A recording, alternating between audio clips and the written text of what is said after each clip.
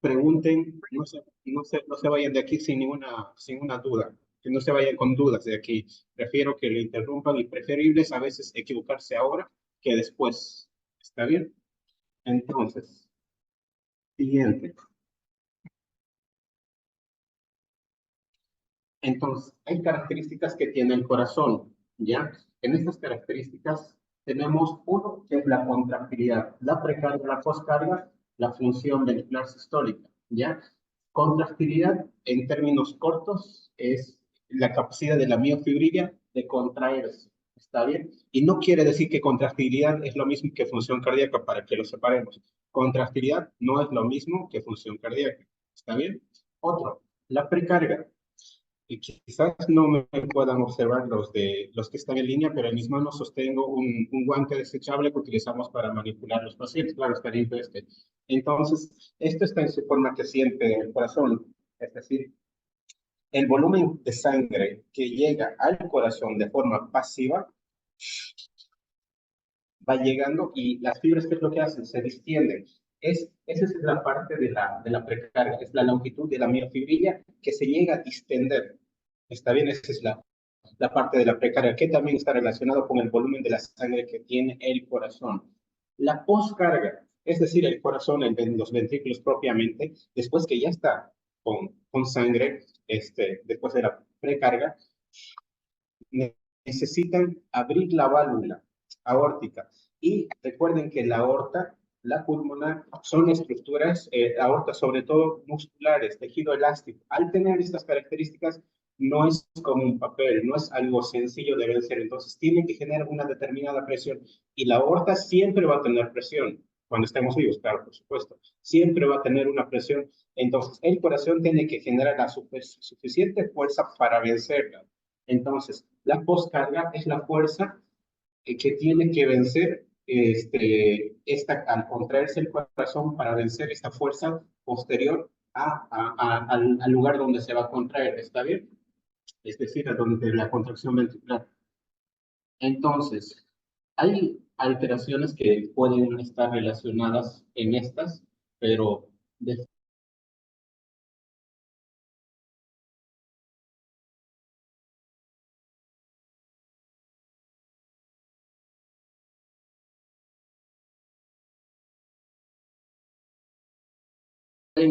ser alteraciones de insuficiencia cardíaca cuando se van a un lado o al otro. Todo lo que está en los extremos no es bueno, no es normal, ¿no es cierto? Por eso en pediatría tenemos las desviaciones estándares o los percentiles.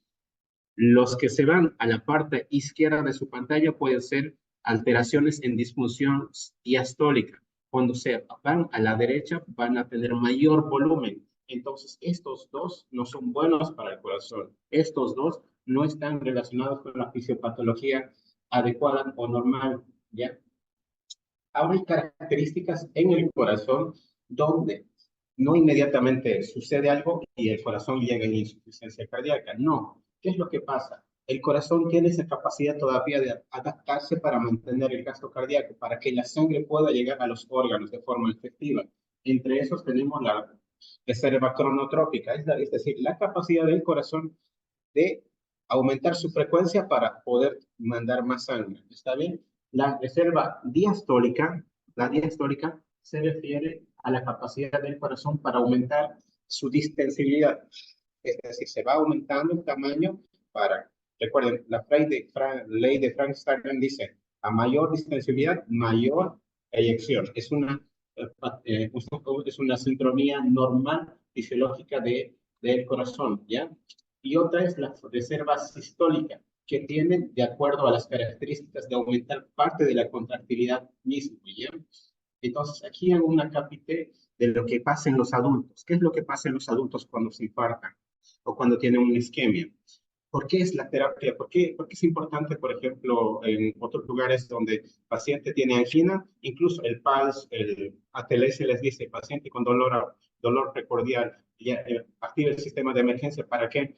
Para reconocer si es en un estado de infarto, un ACV, usar un accidente cerebrovascular, un infarto agudo del miocardio. En esas circunstancias, entre que sucede el evento y está haciéndose el tratamiento es vital. ¿Por qué? Porque si pasa este tiempo, estos miocitos, estas células miocárdicas van a morir. Y una vez muerto un tejido, ¿qué es lo que pasa? Se fibrosa y se necrosa. Tejido inútil, ¿está bien? Entonces, en los adultos, por eso es esta parte importante que es todo el sistema de activación de emergencias y tratamiento, por supuesto. Hay algo que se denomina este miocardio viable o hibernante, es decir, todavía está en la zona de penumbra que no están muertos los miocitos, lo vamos a decir, o no están no funcionales, que al abrir las coronarias reperfunde. Y si reperfunde, podemos tener un paciente con características similares o mejores a los anteriores, ¿me entienden? Entonces, muy importante esta parte del hibernante. Claro que en nuestro caso son muy pocos los casos que podríamos tener, porque no es la misma fisiopatología del paciente adulto con el niño. Entonces, en, en 2021 me gustó este concepto. Hay muchos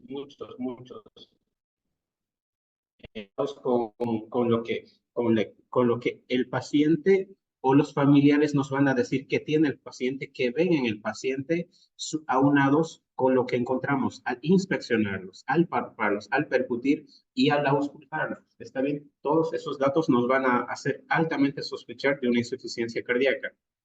Entonces, la prevalencia de lo que es la insuficiencia cardíaca es muy heterogénea. Puede ser desde un menos de un 1% hasta 7,4 por cada 100.000. Incluso, dato interesante, en España cerca de 85 niños por cada 100.000. Imagínense la cantidad de pacientes que puede llegar a tener. ¿Está bien?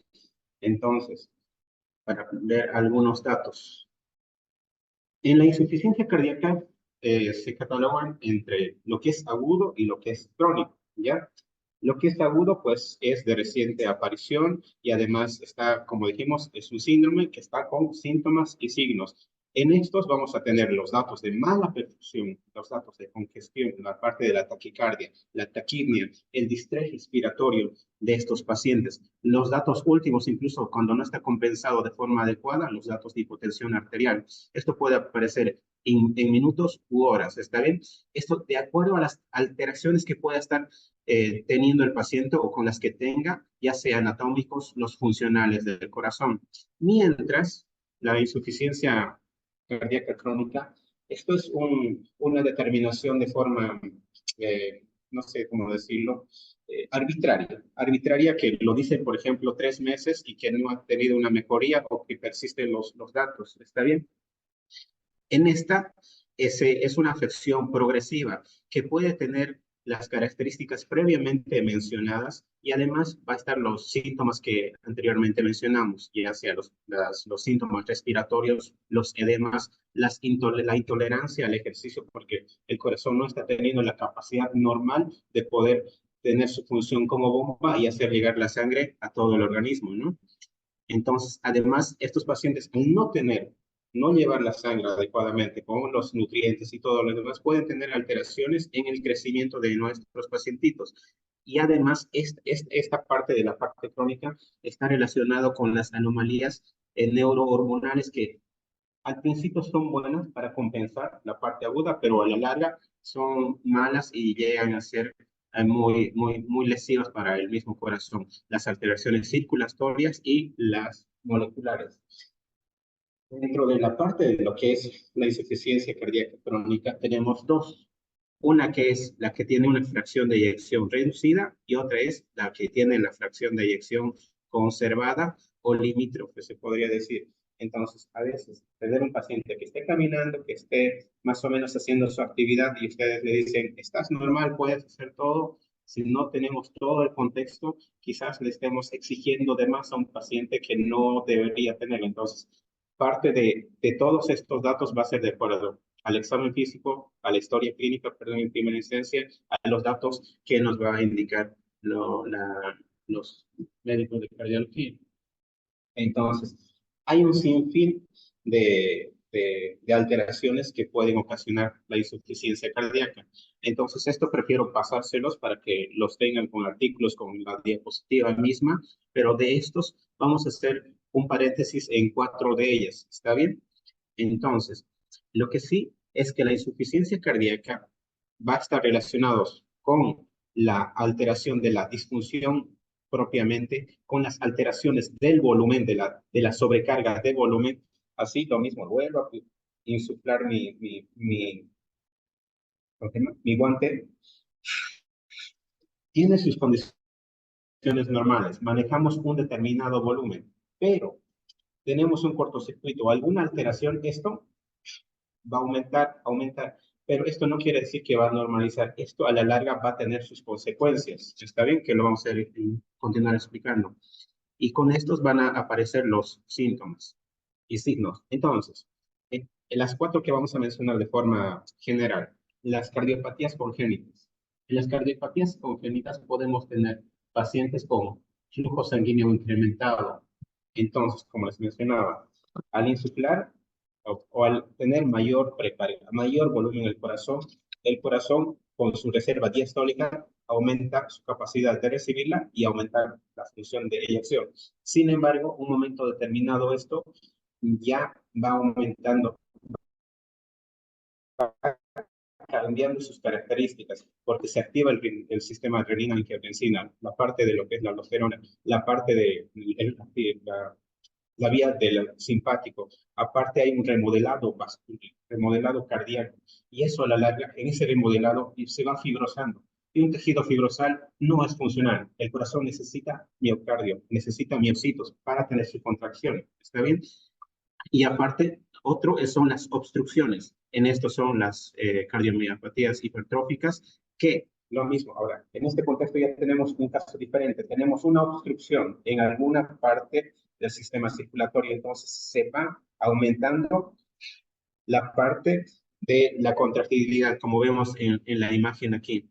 Se va hipertrofiando, pero llega un momento dado que en su intento de compensar el sistema coronario va todavía vascularizando, pero llega un momento donde ya no, entonces esa parte del tejido ya lo mismo, va quedando isquémico, necrosándose, esta necrosis se fibrosa, y entonces esto, como ven, hipertrófico, puede llegar a dilatarse porque ya no le es competente, ya no puede con esa capacidad de compensación. ¿Está bien? Y entonces ahí viene la parte de la insuficiencia cardíaca.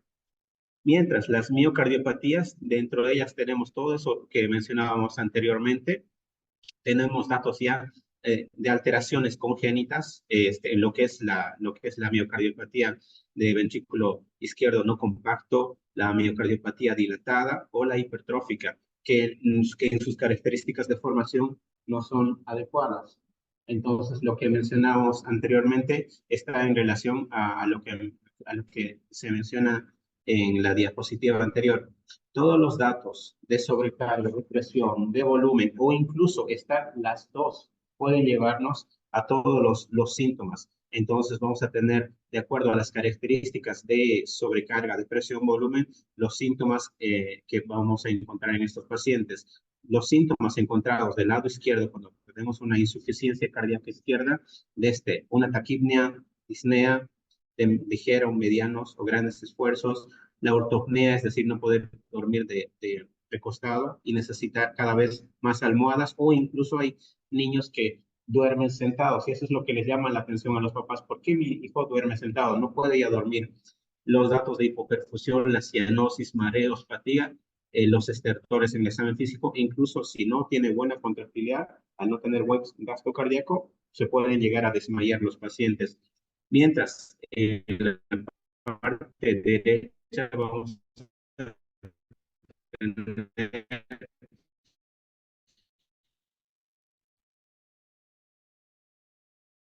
eh, aumento de la presión, la parte de la ingurgitación yugular. Entonces, otra de ellas son las adquiridas. En las adquiridas, ¿cómo?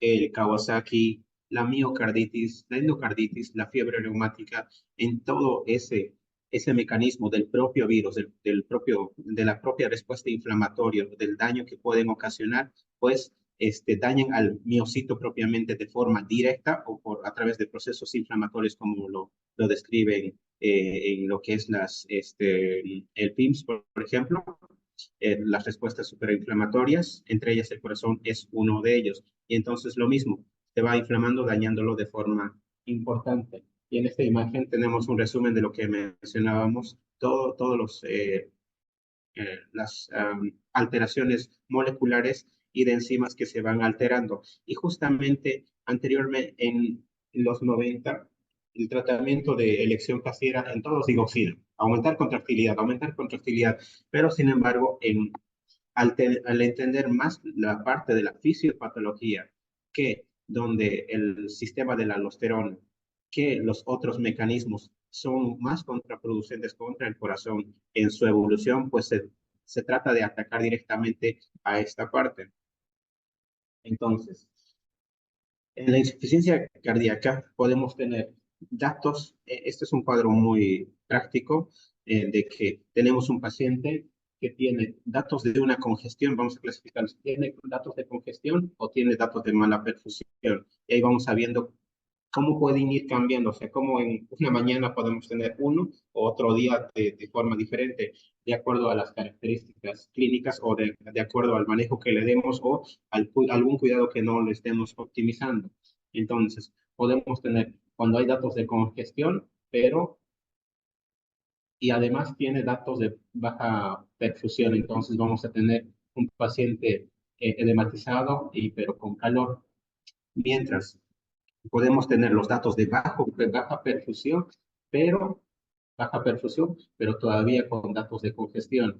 Estos van a estar los datos de congestión están con taquipnea, la ortopnea, la citis, la hepatomegalia, lo que son los datos de ingurgitación yugular y los crépitos que podemos encontrar en el paciente. Mientras en el otro, cuando tenemos los datos de baja perfusión, es lo que encontramos las extremidades que están frías, el llenado capilar lento, los datos de hipotensión y demás.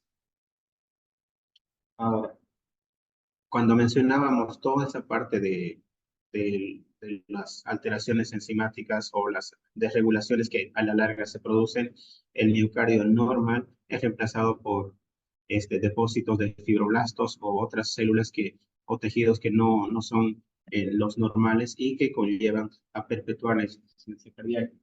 Entonces, una vez que ya vimos los datos clínicos del paciente, ya tenemos la revisión del paciente, que el paciente está decaído, que está con datos de mala perfusión, con datos de ingurgitación yugular o que está taquipnéico y en el peor de los casos, con datos de shock completamente cardíaco, pues es la pregunta, ¿qué estudios les hacemos, no? Entonces, en eso pues podemos ir de una parte muy sencilla que en casi todos los lugares me atrevo a decir que podemos llegar a tener una radiografía para ver cuánta congestión podemos llegar a tener en el corazón, desde algo muy leve hasta una parte de un edema agudo de pulmón. Incluso ahí mismo podemos ver la silueta cardíaca, el tamaño del corazón y los datos de sobrecarga. Otro estudio que cada vez va aumentando, es lo bueno, es el ecocardiograma Doppler, donde vamos a poder observar las características de las cámaras cardíacas, las características de las válvulas, las características de los flujos y las alteraciones cardíacas que puede llegar a tener este paciente. Aquí les traigo un pacientito de 4 años, 2 meses, que el día viernes lo operó. Como pueden observar, en esta línea superior, este es un eje de 4 cámaras, aurícula derecha, ventrículo derecho, aurícula izquierda, ventrículo izquierdo. Estas cavidades están más dilatadas, ¿ya? Y aquí justamente en esta porción se ve el defecto interventricular con cortocircuito del ventrículo izquierdo hacia el ventrículo derecho. Y aquí está el defecto que no era nada pequeño, casi 1 centímetro de tamaño. Entonces, el paciente en esa oportunidad, antes de operarse, con función normal, con características muy adecuadas, o sea, una insuficiencia con cardíaca con fracción de eyección conservada. Sin embargo, después de la operación, ¿no? Aquí quiero que vean cómo se movía. Posteriormente a operarse, la fracción de eyección, el gasto cardíaco estaba bajo, ¿ya? Entonces, ¿cómo es que distintos momentos, conocerlos, manejarlos, nos va a orientar a dar el tratamiento? Pensar con un gasto cardíaco aquí de 4.1, llegar a un gasto cardíaco de 1.9 es alto, importante, ¿ya? Datos de insuficiencia cardíaca. Entonces, algunos estarán pensando, le ponemos 2, 3 aminas o inotrópicos, perdón, para mejorarle. Sin embargo, él solo fue necesario darle tiempo que recupere del efecto de la bomba y además un poco de adrenalina a 0.04 y ya a las 24 horas la función estaba prácticamente preservada. En la parte de los laboratorios, perdón, este es el dormido, debería estar antes. Eh, el hemograma para ver cómo está la hemoglobina. Esa es una cosa de las que quiero que se lleven de aquí. La hemoglobina, cómo está, incluso de aquí debería estar el hierro. La gasometría para ver cómo está el medio interno, la parte de la parte ácido-base y la gasometría, el bicarbonato, el exceso de bases, el pH, para ver cómo está, si necesita alguna corrección, si necesita alguna medida, como también el lactato. Entonces, otro en lo que es el abordaje de la insuficiencia cardíaca son las hormonas cardíacas o enzimas cardíacas. En esta imagen del lado izquierdo tenemos el NT-proBNP. El NT-proBNP es el metabolito final del BNP. ¿Está bien? Esto se aumenta ¿cómo? Tenemos los ventrículos de un tamaño adecuado, con volumen adecuado. Al aumentar la presión, al aumentar el volumen, aumenta más. O al aumentar la presión, aumenta más. Entonces, esto de forma retrógrada, la sangre o la presión se transmite a la aurícula. Y al sentir o desencadenarse el aumento de presión en la aurícula, se libera lo que son esta hormona. Entonces, ahí empieza toda la cascada enzimática. Entonces, el NT-proBNP aquí lo menciono, que los adultos lo usan mucho, ¿está bien? Porque es parte de las metas que tienen. Entonces, aquí les traigo el estudio de Casey, donde observaron la relación. Mire, perdón, voy a hacer un paréntesis, perdón. Entonces, en primera, los valores cambian. Tenemos en edades más pequeñas el números más elevados, hasta 320, 200. Luego vuelve desciende y eleva entre los 11, 10 años nuevamente. Y ya cerca de los 18, 17 años ya va yendo a valores normales, ¿ya? Entonces, un valor dentro de lo que podemos observar en la misma tabla, ya un valor mayor a 400 ya está alterado, pero siempre y cuando viendo las características. ¿Qué es lo que me lo puede aumentar que no sea cardíaco? La parte, por ejemplo, de un dato de una insuficiencia renal, porque este metabolito se excreta por orina. Es decir, un paciente que está con función cardíaca normal, pero el problema llega a ser renal, entra en insuficiencia renal, esto se me va a elevar, pero no propiamente porque el corazón esté mal. Pero eso sí, otra parte interesante, corazón, riñón se me afecta. Los marcadores o los asuados, nitrógeno, ácido úrico, creatinina son inotrópicos negativos, me lo pueden afectar y entonces puede ocasionarse un síndrome cardiorrenal. Está bien, entonces, para ir viendo también esta parte. Ok, entonces, esto voy a hacer entre paréntesis lo que les decía, de que un valor de 400 no es normal, un valor de 500 no es normal, o cerca de 600 no es normal. Mientras la troponina E o troponina I también son marcador de necrosis o isquemia miocárdica. ¿Está bien? Los valores también son muy variables, es decir, no tenemos como para decir mayor a 10 está alterado, mayor a 20 no. Tenemos de acuerdo a la edad y dónde se efectúe. Incluso esto lo que sí se hiciera tendría que ser cuantitativo, no cualitativo, no positivo o ausente o presente, no, cuantitativo, de forma más fidedigna. Entonces, para que vean, ¿por qué no se usa tanto? Porque hay una variación. A los 3 meses el valor es de 0.045, mientras en niños más grandes 0.05. Esto es como un equivalente de 40 más de 50, más o menos. Ahora, voy a esta parte de lo que era el ProBNP nuevamente. Se ha visto que la parte de la clase funcional, adultos está fácil, ¿no? La NIJA lo que te dice, clase 1, 2, 3, 4. Mientras en niños, ¿qué es lo que utilizamos? Los criterios de Ross y los criterios de Ross modificados. Si tenemos los datos cuando les llega al paciente, datos clínicos sumados con un ProBNP mayor o cercanos a 600, tienen hasta un 95% de que el paciente tiene una insuficiencia cardíaca. Con eso, o sea, clínicos y un laboratorio, más fácil que, o más probable que tenga una insuficiencia cardíaca en un 95%. ¿Ya? Esto es un estudio interesante que se hizo donde compararon lo que son los pacientes con insuficiencia cardíaca propiamente ya establecida, otros pacientes con disnea, pero cuyo origen no era cardíaco, y los pacientes normales. Y al hacer la comparativa, el resultado fue enorme, ¿no? Como pueden ver, los pacientes que tenían una insuficiencia cardíaca mayor a 17.000, mientras los que la disnea no era de origen cardíaco estaban normal, 210, muy similar al grupo de pacientes sin ninguna alteración. Y es una continuación de la diapositiva anterior donde menciona cómo podemos ir catalogando las características de estos pacientes, es decir, la sudoración, los datos de la dificultad respiratoria, la frecuencia respiratoria del paciente, la frecuencia cardíaca, la hepatomegalia, el laboratorio del ProBNP, sumando, darle un score, y aquí vamos a tener un resultado de en qué parte de la insuficiencia cardíaca podemos estar, en una insuficiencia cardíaca ligera, moderada o una insuficiencia cardíaca severa incluso. ¿Ya? Eso, entonces, la parte de laboratorios. También está la parte de lo que es el cateterismo cardíaco. ¿Ya? En el cateterismo cardíaco lo que se hace es, uno, diagnóstico para tomar presiones, para tomar muestras de gasometrías, para pintar estructuras anatómicas que el eco no logra alcanzar a ver o que, por ejemplo, la presión no lo puede hacer la resonancia magnética, tampoco la tomografía.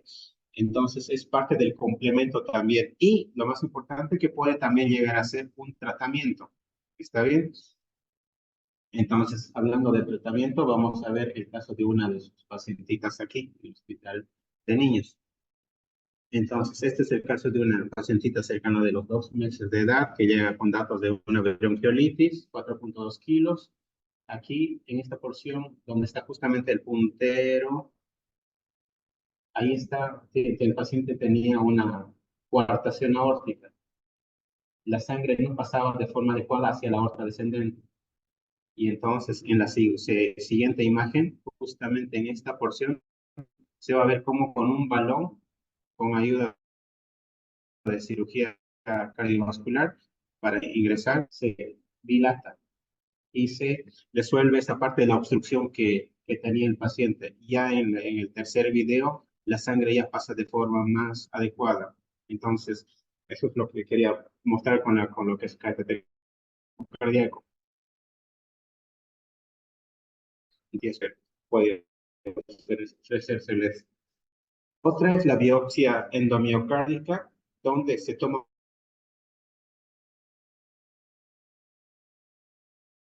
un,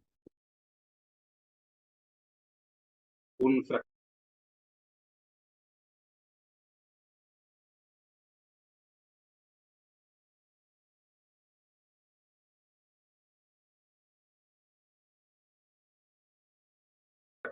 del cardiólogo, en cuanto a características del miocardio, en cuanto al engrosamiento, en cuanto a la función misma, son valiosas.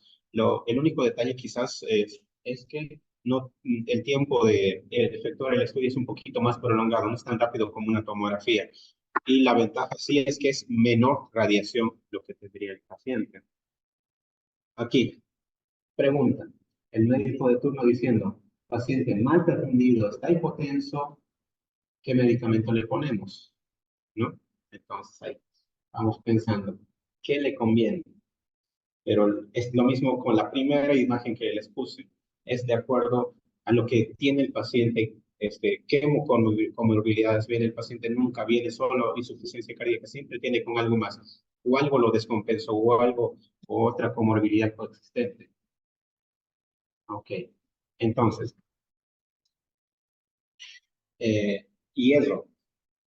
¿Por qué les mencionaba el hemograma? Ustedes me dirán que tiene que ver el hemograma con lo que es con el hierro. Pues nuestros pacientes, hasta un tercio de los pacientes con insuficiencia cardíaca pueden llegar a tener anemia. Y la anemia es contraproducente. Hay una patología que es el coro cardíaco, el coro anémico, perdón. El coro anémico se ocasiona por la anemia severa, hemoglobinas 4 o 5, y el miocardio se superdilata, y eso se ve muy frecuentemente, bueno, se ve en la parte de oncología, ¿no? Y en el oncológico. Entonces, es muy importante ver la hemoglobina y ver los niveles de hierro. Incluso, lo que describe Montero, el doctor Montero en su estudio, es que pusieron eritropoyetina para estimular, y al poner la eritropoyetina vieron que disminuyó el tiempo de estadía hospitalaria, disminuyó el tiempo de estancia en terapia intensiva. Ya, pero claro, eso no estoy diciendo que a todos se ponga, sino que se vea todas las condiciones, se optimice todo para dar el tratamiento adecuado. Vamos a hacer de forma resumida lo que son los medicamentos a utilizar en estos pacientes. Al tener datos de sobrecarga, de volumen, uno de nuestros pilares va a ser los diuréticos, ¿no? Los que actúan a nivel de los túbulos renales, ya sea los ascendentes, descendentes, lo que son los tiacidas y también los mineralocorticoides como la espironolactona. Este es muy, muy importante, la espironolactona, porque también bloquea a lo que es la aldosterona, porque la aldosterona llega a ser también ocasionar fibrosis y remodelado cardíaco, ¿ya? Las dosis, pues no las voy a empezar a decir una por una. La información la van a tener. Esto va a depender mucho de cómo está. A algunos va a ser necesario ponerles vía oral, a otros va a ser necesario pasarles vía endovenosa y a otros incluso en infusión continua o incluso utilizar 2 o 3 diuréticos en casos muy, muy excepcionales, ¿ya? Entonces tenemos también lo que son los inotrópicos. En los inotrópicos, la forma varía de acuerdo a la literatura, ¿ya? Esto lo saqué del UpToDate del 2024, donde ponen en primera milrinona, incluso la dopa y la adrenalina, ¿ya? Entonces, cada uno con un margen de respuesta o dosis para poder tener un efecto determinado.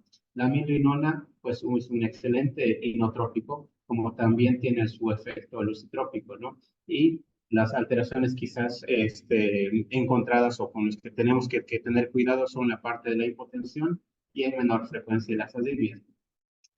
La dobutamina, de acuerdo a las características, o mejor dicho, a la dosis que se le empiece a administrar al paciente, vamos a tener directamente actuar sobre los receptores beta 1, beta 2 e incluso sobre los alfa, ¿no? Ahora, las alteraciones con también van a ser la parte de la hipotensión, la taquicardia, de acuerdo a la dosis que le vayamos a administrar al paciente. Mientras uno de los muy, muy buenos es la adrenalina, ¿no? Entonces, actuando en los receptores beta 1, beta 2, alfa, como un excelente inotrópico, claro, de acuerdo a las características o a la dosis que administremos el medicamento o infundamos, vamos a tener el efecto deseado. Ahora, los cuidados que tenemos que tener en cuenta son la parte de las taquicardias, el consumo de oxígeno del paciente o de la demanda, y las arritmias y dosis demasiado altas, pues darnos disquemia, ¿no? Como cualquier otro caso constrictor. Al igual que la dopamina, con dosis también de forma distribuida. Ahora, ok. En estos pacientes que ya intentamos manejarlo con líquidos, manejarlo con lo que es los diuréticos, ya es con el inotrópico, con el inotrópico, y no está dando resultado. En otros lados, quizás no lo tenemos aquí, pero es necesario que lo sepamos, es que hay lo que es el ECMO, es decir, la asistencia circulatoria, e incluso dispositivos de asistencia ventricular. Ya hay Hay estudios muy buenos cuyas supervivencias son muy buenas. En la parte del ECMO, haciendo una pequeña diferenciación, es que en el ECMO el paciente sí o sí va a estar sedado, dormido, donde la máquina va a hacer la función del corazón y del pulmón, ¿ya? Haciendo de bomba y oxigenando. Claro que una de ellas puede ser menor, en este caso sobre todo la parte de la bomba. Mientras la asistencia ventricular, el paciente puede estar riendo, llorando, cantando, caminando sin problema, donde directamente es en la parte izquierda lo que es la asistencia que se le va a hacer. Es decir, uno puede ser en la aurícula o puede ser en el ventrículo y la otra devolviendo la sangre hacia la aorta, cosa de que esta es la bomba que efectúa la función del ventrículo izquierdo. Luego, en la insuficiencia crónica. En la insuficiencia crónica es de forma diferente, porque habíamos mencionado que en la parte crónica eh, prevalecen o se perpetúan las alteraciones neurohormonales. Entonces, en ese acápite de romper estas cadenas, lo que se utilizan son lo que son los IECAS, lo que son los ARAS, como también para disminuir esta parte disminuir la parte simpática, los beta bloqueadores, el diurético va a estar ahí de per se, y en algunas circunstancias va a estar también utilizándose la dioxina. Otro medicamento es la ivabradina, donde su acción es muy específica a nivel del nodo sinusal y tiene muy buenos resultados descritos en la miocardiopatía de Duchenne. Otro medicamento muy bueno que es utilizado en adultos, incluso ya se ha aprobado en 2019 por la FDA, es el sacubitrilo valsartán. ¿Por qué lo menciono esto? Porque este medicamento es combinado, ¿ya?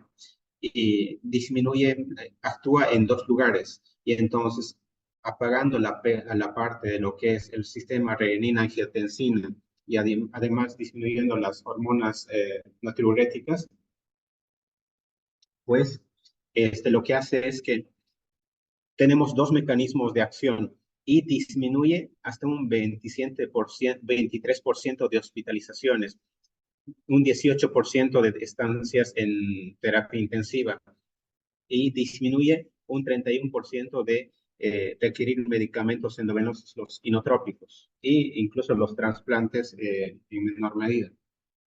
¿Ya? Otro medicamento que se usa es el levosimendan, un medicamento muy bueno, sin embargo no está aprobado por la FDA.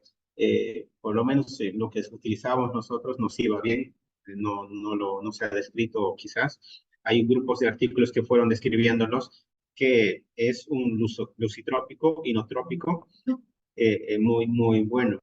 Otra es la terapia de resincronización. En la terapia de resincronización, lo que hacemos es, de forma similar a un marcapasos, regular lo que es el funcionamiento adecuado de la aurícula con el ventrículo. Además, estos pacientes que ya están con un miocardio que está fibrosado, que está inflamado, estos son un foco muy alto de hacer asitmias. Entonces, una de las causas de muerte súbita en estos pacientes son las asitmias y es por eso que se efectúa o se realiza el uso del desincronizador. Ahora, en parte de lo que la AJA o la Sociedad Americana menciona, la insuficiencia cardíaca va describiéndolo en estadios, estadio A, B, C y D. En el A es un paciente que tiene un corazón estructuralmente sano, no tiene nada alterado. Sin embargo, hay una noxa, hay una alteración que puede llegar a alterarlo. Entre eso tenemos las antraciclinas o alguna patología cardíaca que se diagnostique de forma genética o algunas mutaciones. Mientras, en lo que es en la parte de la estadio B, tenemos un paciente con una cardiopatía o una alteración de reciente desarrollo, como son los pacientes que pueden llegar a tener la miocardiopatía no compacta un paciente que ha sido operado de una cardiopatía, como les había mostrado en una ocasión en las diapositivas anteriores. En el estadio C es un paciente con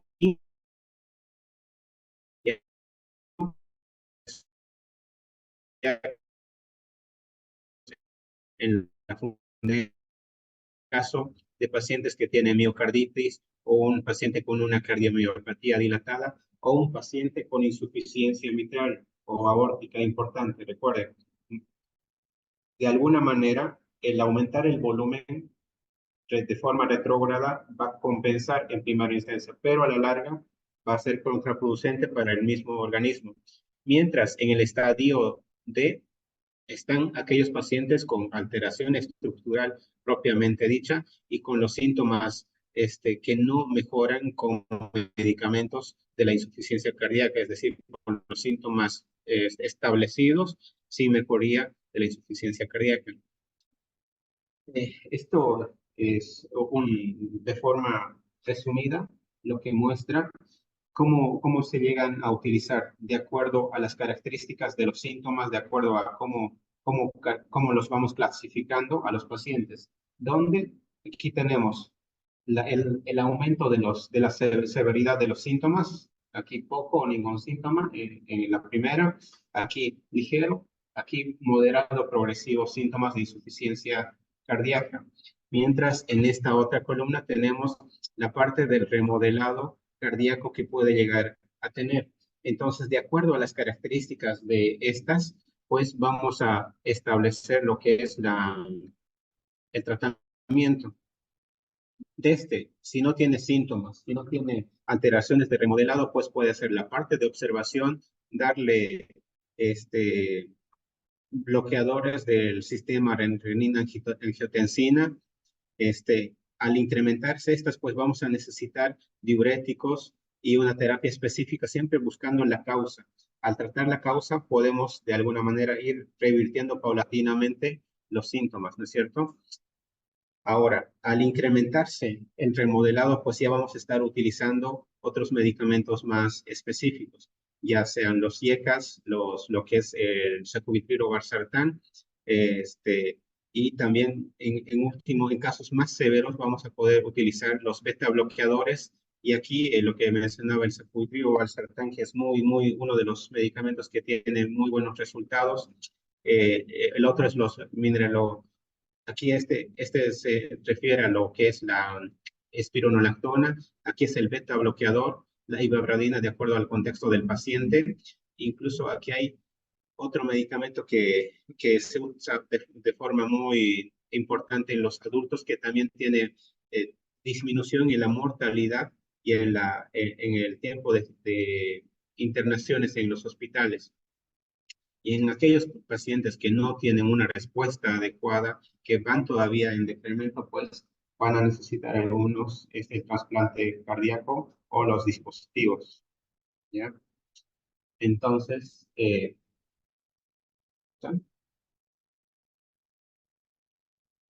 de forma como resumen, mencionar que la insuficiencia cardíaca en pediatría, como lo enunciábamos, es un conjunto de síntomas y signos.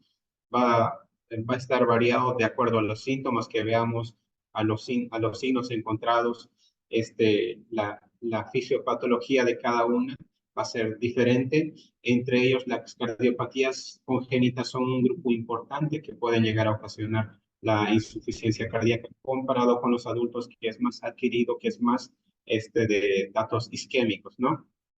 Entonces, por eso mencionamos también, incluso en un mismo paciente puede llegar a ser causado por varios factores y no solamente por uno, porque tenemos pacientes que pueden tener una cardiopatía, están bien bonitos, pero llega una infección, llega un virus y nos descompensa y el escenario no es nada bueno y a veces tenemos que estar corriendo para hacer la cirugía o algo y lamentablemente los resultados a veces no son los que uno esperaría, ¿no? Entonces, en el manejo de nuestros pacientes, esta parte de la descongestión, la parte del manejo de líquidos, la parte del diurético, el tratamiento de la causa subyacente es muy importante, no olvidarse de estas. Es importante también la parte de la prevención de la progresión. ¿ya? Y siempre viendo en esos mecanismos neurohormonales de la insuficiencia cardíaca crónica y las alteraciones de obstrucciones pulmonares o sistémicas para tratarlas, para disminuir y de forma pronta resolverlas, ¿no? Entonces, los medicamentos va a depender mucho de lo que contemos, con lo que tengamos a la mano, las características de qué cardiopatía tiene o qué alteración cardíaca o qué insuficiencia cardíaca tenga el paciente y el estado hemodinámico también y las alteraciones o los órganos como lo que es el riñón, como lo que es hígado, ¿no? Ujú. Entonces, qué será lo nuevo del 2030? Pues hay varios estudios, varios medicamentos que se están todavía en ensayos en doble ciego y demás, viendo justamente en esta parte neurohormonal para darle un mejor resultado, disminuir lo que es el tiempo de hospitalizaciones o evitar las hospitalizaciones, aminorar los síntomas y darles una mejor clase funcional a nuestros pacientes, ¿no? Eso es todo.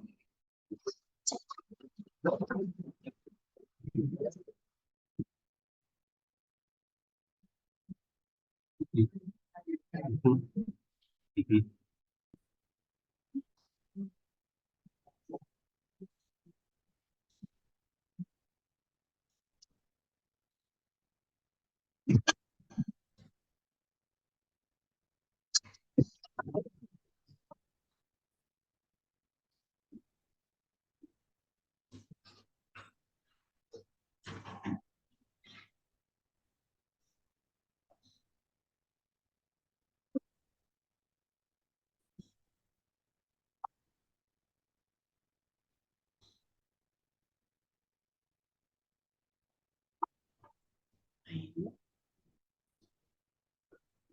Sí, ya está compartido, doctor. Ahora yo lo presento.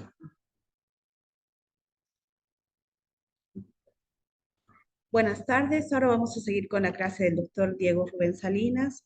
El doctor es reumatólogo infantil, hizo la carrera de médico cirujano en la Universidad Mayor de San Andrés, en la ciudad de La Paz. Su especialidad de pediatría en el Hospital de Niños Doctor Oviedo Aliaga Uría en La Paz y la especialidad de reumatología infantil en el Hospital de Infantil de México, Federico Gómez, Ciudad de México. Puede empezar. No, se va a escuchar, no hay problema. Sí, se escucha porque igual voy a correr la computadora. Pero, pero se escucha muy bien porque está conectado todo a esta computadora. Bueno, primero darles un gusto, muchas gracias.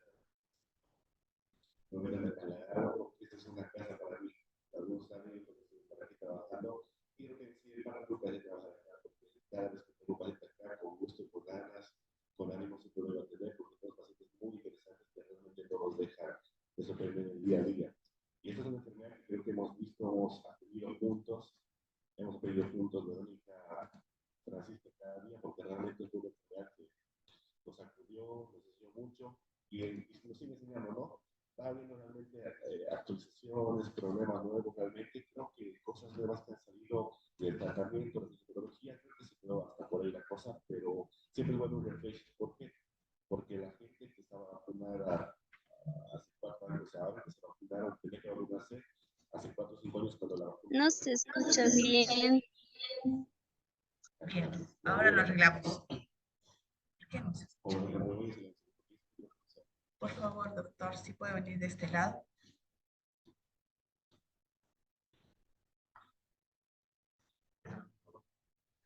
Sí, me conectaron a este, ¿no es cierto? ¿Aló? ¿Ahora sí? ¿Nos confirma? La amiga. Valientemente dijo.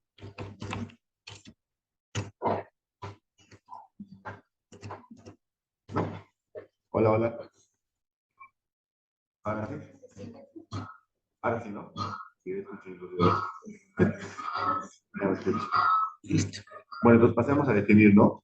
Esos reflejos, porque como digo, la gente que ahora está de 8, 9, 5, 7 años, hace 4 o 5 años, cuando empezó la enfermedad y salió la vacuna, no había disponibilidad de vacuna. Y sabemos, ¿no? 5 años para adelante sí se vacuna, pero 5 años para abajo no se Ahora la gente de 9, 8, 7 años, la gente puede decir, bueno, ya me está la enfermedad, ya no se vacuna, y es una enfermedad que puede resurgir cualquier momento. Al final hemos visto que el COVID ya se ha vuelto una enfermedad endémica, no es algo que ya pasó, que se murió. Mientras más variantes sigan saliendo, que salió la última, la flu, ¿no? La semana pasada en Estados Unidos, quién sabe qué novedad nos traiga esta enfermedad. Repasemos que es una enfermedad. Ya no le otra. Entonces es una enfermedad que se conoce como síndrome inflamatorio asociado justamente a la infección por el COVID, por el SARS-CoV-2, que usualmente se caracteriza por una inflamación abrupta, aguda y muy importante con compromiso multisistémico multiorgánico. Datos parecidos muy similares que obviamente de eso se extrapolaron tanto la parte clínica como el tratamiento fueron en base a la enfermedad de Kawasaki, síndrome de shock por Kawasaki, el síndrome de hemofagocitosis o la linfocitosis hemofagocítica y el síndrome de choque tóxico, que obviamente comparte ciertas características casuales con estas y también tiene sus características diferenciales de la misma. La etiología, pese a que estamos ya con esta enfermedad 3, 4 años, aún es desconocida, pero sí tiene una asociación, un vínculo muy importante con la infección previa con el virus SARS-CoV-2, ¿ok? Y lo que se conoce que justamente que hay algún tipo de disregulación o alteración en la parte inmunológica que pasa de 2 a 4 semanas después de una infección por COVID y que usualmente presenta el síndrome inflamatorio con la respuesta inflamatoria asociada. ¿Por qué? Porque en esos pacientes se detecta lo que son los anticuerpos IgG e IgM de una manera más acentuada que en otros pacientes. Se habla también de algún tipo de predisposición genética, porque hemos visto que realmente hay mucha gente que sí se enferma de COVID, pero que no tiene ese síndrome. Y eso no hay que tomar en cuenta, porque la primera enfermedad con la que se asoció fue el Kawasaki. Y el Kawasaki es una enfermedad muy importante, muy predisponente en la parte de Asia Oriental.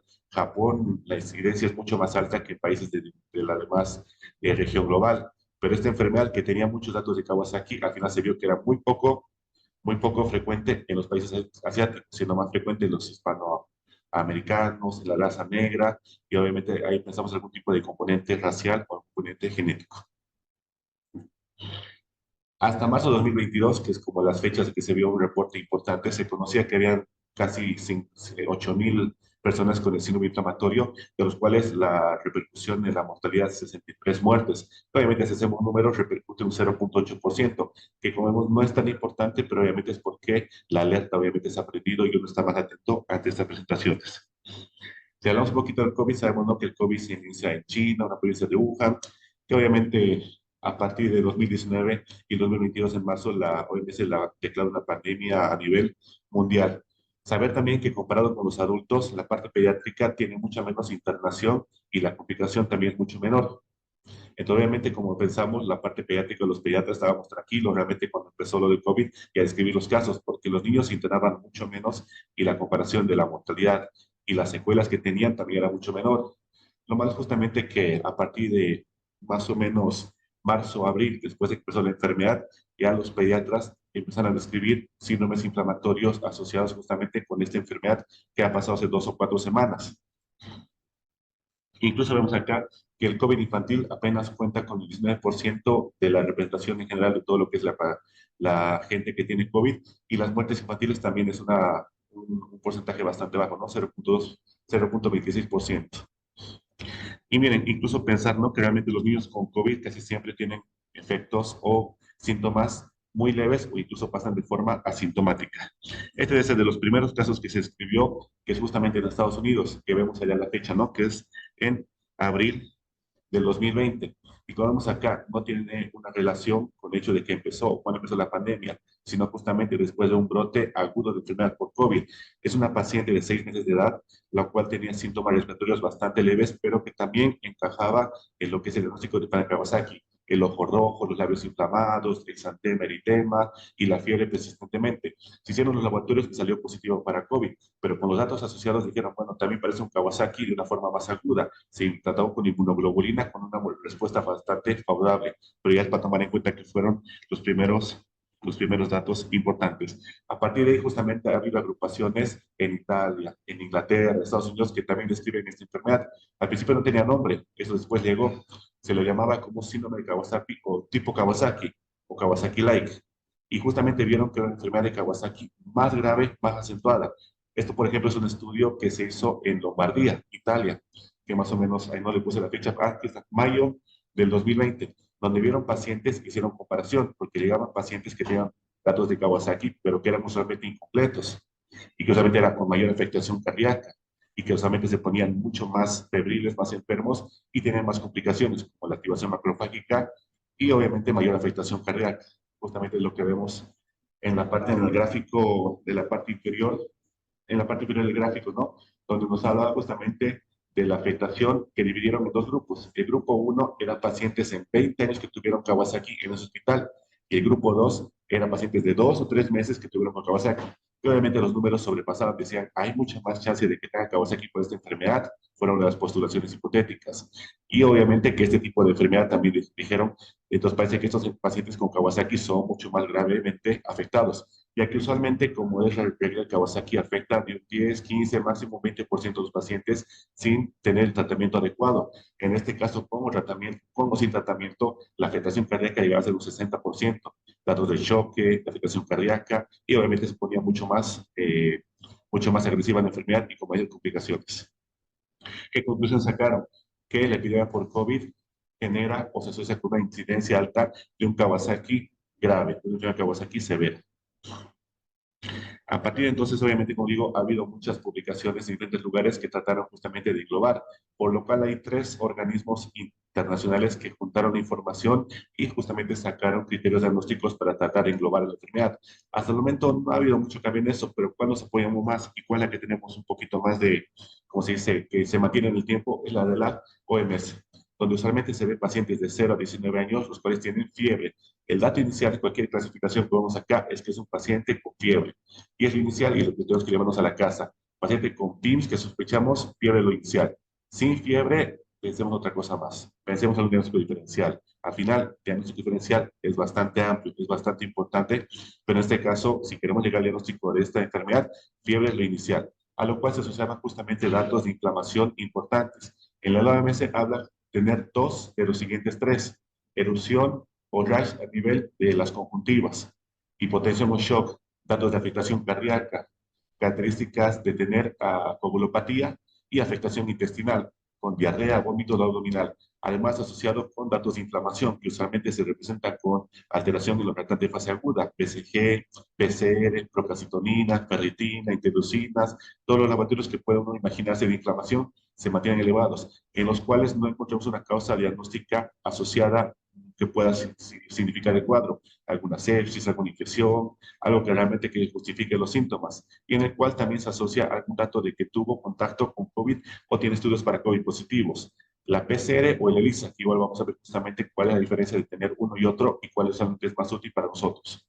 Llamar la atención, como les digo, que realmente estos pacientes no tienen que, tenemos que prender el foquito cuando vemos un paciente con fiebre y mal estado general. Fiebre, mal estado general y datos sistémicos de inflamación. Ojo, este paciente puede pasar realmente de la barrera de ser una simple infección y ser algo más. Fiebre, fiebre, fiebre es lo más usual. Si hablamos de la fisiopatología de esta enfermedad, vemos, como dijimos, que la enfermedad no es tan acentuada y tan aguda de la parte de COVID en pediatría que en los adultos, porque en los adultos, como se acuerdan, realmente tienen síntomas respiratorios bastante acentuados, neumonías, infecciones altas, se internaban justamente por eso hasta llegar al distrés respiratorio y la intubación. Usualmente en pediatría no pasa tanto eso. Usualmente, como se ve acá, el virus de COVID llega a la parte nasofaringia y usualmente pasa eso, skip, como dice, o sea, elude la parte respiratoria, porque usualmente el niño no tiene tantos receptores AC2 como el adulto. Entonces, usualmente cuando llega a la parte nasofaringia, pasa a la parte pulmonar, eso es tomado por los macrófagos, que son de la parte de la inmunidad innata. Los mismos, una vez que lo capturan, se vuelven células vectoras de antígeno. Una vez que se convierten en este tipo de células, van y activan la inmunidad adquirida, células T y células B. Sabemos que las células T prenden las células T helper que activan justamente las citocinas y liberan, como se dice, interleucinas. Interleucina 1, 12, 16, TNF-alfa, y obviamente todo esto, como se llama, es un conglomerado de citocinas proinflamatorias. Por su lado, también las células T helper activan la inmunidad humoral, que hablamos justamente de las células B, que una vez que se activan y maduran, se convierten en células plasmáticas, las cuales liberan anticuerpos. Como vemos acá, tenemos por una parte citocinas y por otra parte anticuerpos. Obviamente ambos, como se dice, pueden conformar lo que se llama el síndrome inflamatorio o una tormenta de citocinas, porque todas son proinflamatorias. Todo eso justamente justifica los datos y signos que vemos en el paciente, que justamente es la afectación neurológica, la afectación de mucosas y piel, la afectación cardíaca, gastrointestinal, y como digo, la afectación en cualquier órgano que uno pueda tomar en cuenta. Obviamente, como se dice, se habla de algún tipo de predisposición genética, porque ya dijimos, no hay algunos pacientes que sí realmente sufren de esto, y hay otro tipo de poblaciones que no les pasa nada, no pasa nada. Y nuevamente se habla justamente de que la infección directa del virus es un poco probable. ¿Por qué? Porque usualmente pasa por lo menos de 2 a 4 a 6 semanas después de que realmente algún paciente tenga algún contacto, la infección o síntomas respiratorios, aunque sean agudos, bajitos de infección por COVID. Nuevamente acá hablando de la parte de inmunidad, ¿no? En este caso vemos la parte del lado derecho, vemos la parte epitelial, que como sabemos el endotelio tenemos en todo el cuerpo, porque es lo que revista los vasos. El COVID justamente entra a la célula a través de los receptores AC2, que eso tenemos en la circulación, genera una piroptosis, que es un tipo de apoptosis. Y una vez que genera la apoptosis, libera material genético tanto del virus como de la célula. Y una vez que libera esto, libera también citocinas. Entonces, a partir de ahí, a través de la disfunción endotelial, se pueden liberar muchas citocinas que obviamente circulan en el torrente sanguíneo y generan inflamación en el corazón, en el cerebro e intestino, que son los datos clínicos que podemos ver, que vamos a ver justamente a continuación. En la parte de la fisiopatología del COVID, que como digo, eso en el tiempo se ha mejorado un poquito, pero todavía sigue en estudio y no tiene un 100% para decir que hemos llegado a saber cómo actúa esto. La clínica es una enfermedad multiinflamatoria, polifacética, pero tenemos que tomar en cuenta, como dijimos, que realmente nos llama atención el compromiso multiorgánico. A partir de que un paciente tenga fiebre, la edad de presentación usualmente son entre 7, 8, 9 años. Y algo importante también, son personas previamente sanas. Un paciente previamente sano, 7, 8 años, que realmente iba al colegio, hacía toda su vida normal, y de repente se ponga agudamente enfermo. Es lo que tiene que llamar la atención, como médicos, como estudiantes, como personas de salud. Y que tengan síntomas gastrointestinales, cardiovasculares o hematológicos, los cuales obviamente los vamos a describir. Entonces, en ese entendido, como esta enfermedad era bastante inflamatoria y obviamente que decía, bueno, ¿qué espero? Se hicieron obviamente revisiones y agrupaciones para justamente definir las características clínicas de este paciente, en el cual se hallaron 3 tipos o 3 fenotipos de la enfermedad. Los que tenían los tipos de enfermedad de Kawasaki, los que tenían la enfermedad de solo síndrome febril y los que entraban en dato de shock, o shock como vemos acá justamente. Ya, como digo, saber justamente que es un paciente, como dijimos previamente, sano, pero con contacto previo con alguna persona con COVID o que haya estado enfermo por COVID, aunque sea leve. Yo también quiero que quede claro, porque uno piensa a veces tiene que estar seguramente COVID, enfermo, neumonía por COVID y le da eso después. No es necesario. Lastimosamente no es necesario. Puede ser totalmente asintomático el contacto familiar, que la familia ya está enfermo y este paciente debuta con síntomas agudos. Ya dijimos la edad del promedio de 7 a 8 años, previamente sano, que es usualmente lo que describen las series, y usualmente tiene un poquito más de predisposición para la parte de los varones que las mujeres. Fiebre en el 100% de los casos y mal estado general. En el caso de los niños con tipo Kawasaki, vamos a ver igual la enfermedad de Kawasaki un poquito, que usualmente tienen afectación cutánea, cardiológica, muy poquito, es todo. Y la afectación gastrointestinal, que también es bastante leve o no es muy llamativa. En cambio, los pacientes que son del otro estirpe, síndrome febril o los que entran en shock, usualmente son niños ya adolescentes o de edad un poquito más grande, 12, 13 años, 8, 9, 10 años, en los cuales los síntomas cutáneos no son tan evidentes, pero sí tienen síntomas gastrointestinales muy importantes y la afectación cardíaca también puede ser mucho más acentuada y mucho peor respecto a la otra población de pacientes. Si hablamos, ya dijimos tanto Kawasaki es bueno tomar en cuenta esta enfermedad. ¿Por qué? Porque es un diagnóstico diferencial. Ya les digo, mucho de la enfermedad que estamos viendo se tomó en base justamente a datos clínicos que tiene esta enfermedad. Kawasaki es una enfermedad, una vasculitis aguda autolimitada de vasos medianos. Usualmente en pacientes de 5 años para abajo, en los cuales usualmente vemos que tiene afectación cardíaca, afecta justamente las coronarias, siendo su repercusión clínica a largo plazo la peor. ¿Cómo puedo detectar un Kawasaki? Usualmente son pacientes con fiebre de 5 días de enfermedad para adelante, en los cuales tiene que completar 4 de los 5 criterios que vemos acá. Fiebre más infección conjuntival, cambios orofaringios, ¿no? La mucosa quebrada, la lengua fragmentada, la faringe hiperémica, un ganglio unilateral único, derecho de 1.5 centímetros para adelante, que tenga erupción maculopopular, cualquier tipo de erupción, que tenga edema e inflamación en las palmas y plantas de los pies. E incluso esta es una forma que va avanzando y cuando llega a la fase subaguda se descama en esta parte de las pies, de la palma y las plantas. Entonces, como vemos, el Kawasaki es una enfermedad aguda inflamatoria que usualmente nos sirve mucho como el estándar para llegar al diagnóstico del PIMS, porque justamente se basaron en eso, pensaron que era un Kawasaki, pero que era mucho más severo, mucho más afectado. Lo que sabe que el Kawasaki sin tratamiento tiene afectación cardiovascular, que deja aneurismas, ectasias a nivel cardíaco coronario en un 20-25%, pero con tratamiento adecuado que es la inmunoglobulina, esa chance baja hasta un 5, 7, 10%, depende mucho las series que se revise. Entonces, justamente en base a eso se hizo el estudio o la acumulación de los datos. Acá vemos justamente, ¿no?, los labios agrietados, las manos inflamadas, los ojos con inyección conjuntival sin secreción. Inyección conjuntival, porque si tiene lagaña, pues ya un adenovirus, otro tipo de virus, algo más puede ser, pero no. El ganglio inflamado, que escriben incluso que es un ganglio único, pero se ha visto también series que a veces hacen tomografía porque es un síndrome sin causa y se encuentran a veces ganglios diferentes dispersados. Lo que sabes justamente que el Kawasaki da inflamación de ganglios a nivel cervical, pero si tú encuentras inflamación a nivel axilar o inguinal, posiblemente sea otro tipo de síndrome y es mejor seguir buscando. El Kawasaki casi siempre es cervical. La erupción maculopapular en el cuerpo, y como digo, si el tratamiento no es adecuado, puede generar complicaciones cardiovasculares a largo plazo. Acuérdense, como dijo el doctor Lupinta, la mayor chance de tener afectación cardíaca adquirida, problemas cardíacos adquiridos a partir de ahora en ese tiempo es de Kawasaki. Antes de la fiebre reumática, a partir de ahora es la enfermedad de Kawasaki.